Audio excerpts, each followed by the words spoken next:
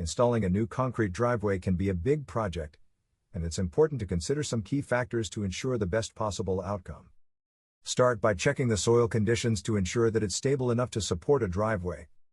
The next step is to install a stable sub-base to provide a strong foundation for the driveway. To prevent cracking, it's important to use reinforcements such as rebar, wire mesh, or fiber in the concrete.